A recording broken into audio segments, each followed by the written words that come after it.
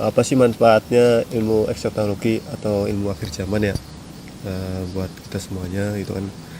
Kan kita kan ya kita ngalir aja lah gitu kan, kayak gitu seperti itu ini ya. Oke. Gimana tuh, Kang?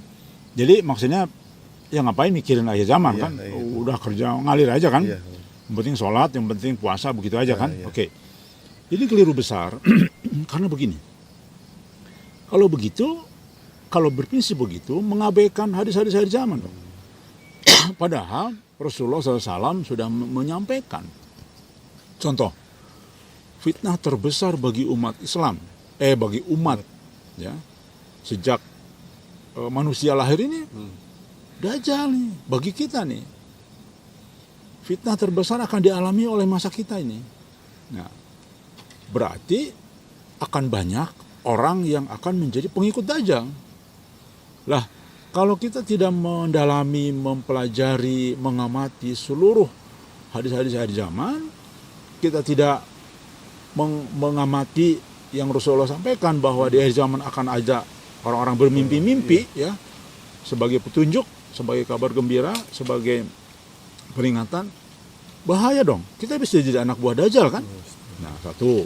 Yang kedua, bahaya juga nih orang berprinsip seperti itu. Bahaya banget. Kenapa? Contoh, kita tidak mempersiapkan diri fase Huru-hara gitu ya. huru-hara. Kita tidak mempersiapkan diri fase masa paceklik 3 tahun berturut-turut, ya. Kita tidak mempersiapkan apa. Padahal di dalam hadis itu digambarkan bagaimana penderitaan orang pada masa sekarang ini. Karena ini ujian umat terakhir kan? Iya. Baik. Berarti ya kita harus dipersiapkan itu semua ya gitu. Iya dong, langkah-langkah. Yang berikutnya, jadi kalau hadis kan dasar-dasarnya. Iya. Petunjuk lebih detail kan ada di dalam petunjuk kabar kenabian yang dialami dalam bentuk mimpi kan? Oke. Kalau kita tahu tentang ini semua, maka kita akan terplanning. Contoh, kita tidak perlu lagi bangun rumah di kota-kota. Ya kan? Karena kita sudah tahu nih sebentar lagi dekat. Ini sudah gempa di mana-mana. Terakhir di Turki kan? Turki ya, yang Di seluruh dunia luar nih. biasa besarnya ini.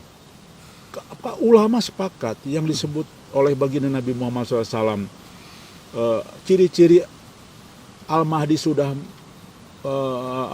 diutus. Ya. Diutus artinya sudah menyampaikan risalah loh. Diutus itu sudah menyampaikan kabar kan. Itu ciri-cirinya kata ulama, gempa yang terus menerus. Nah, sekarang sudah terjadi. Konsisten gitu ya. Iya, terus terjadi tiap bulan, terjadi tiap minggu, terjadi tiap jam, terjadi terus ya begitu. Di Indonesia aja udah hampir tiap jam kan, dengan gempa susulannya. Nah, kalau kita tidak tahu ini semua, wah kita bangun villa, kita bangun rumah diperbesar, kita beli lagi mobil mewah, begitu kan, terperosok Iya. kepada sistem Dajjal, pemikiran Dajjal kan, bahwa hidup itu dunia tuh nikmat. Udahlah ngapain ngomong akhir zaman. Dah, kamu nikmati aja hidup kan begitu. Iya. Terjebak. Nah, makanya mohon maaf, menurut saya orang-orang yang mengatakan kita nggak usah ngomong akhir zaman, bahlul kalau menurut saya itu sudah bahlul. Kenapa saya sekasar itu bahlul? Karena dia tidak pernah tahu bagaimana peringatan dari Nabi Muhammad SAW, ancaman bagi umat-umat di akhir zaman. Fitnahnya begitu besar. Gitu ya. Bahkan Rasulullah sudah sampaikan. Nanti contoh nih, pengikut Dajjal itu adalah kaum wanita kan. Nah, bagaimana ini kita bisa mengarahkan istri anak kita ya? Iya. Kalau kita tidak tahu tentang akhir zaman. Jadi menurut saya ini sangat berat lah. Orang yang ngomong begitu sudah sangat berat. Itu yang berikutnya. Kalau kita sudah, katakanlah kita posisi ada di kepala daerah, kita posisi ada di pejabat-pejabat, maka kita bisa memplanningkan bagaimana gerakan negara ke depan itu yang terbaik dalam menghadapi ini. Karena misalnya kita sudah tahu bahwa Malhamah Kubro tidak lama lagi kan. Nah, apalagi kita sudah tahu kajian tentang banyak pendapat ulama mengatakan umur umat Islam tidak lebih dari 1.500 tahun. Itu kan tinggal berapa belas tahun lagi kan. Nah, maka ketika kita pola pikir kita sebagai negarawan, kita akan memplanning negara itu harus kemana gitu untuk menghadapi ini semua. Ya.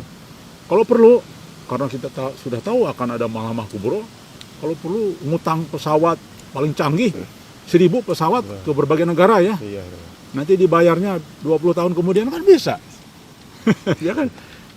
Jadi kita ngutang ya sudah untuk persiapan perang Malhamah Kubro contoh misalkan.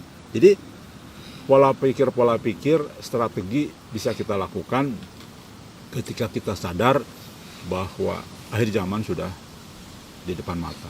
Fase huru hara di depan mata. Dan sekarang banyak para ahli mengatakan sebetulnya perang dunia ketiga sudah dimulai di Ukraina tempatnya, Ukraina, ya.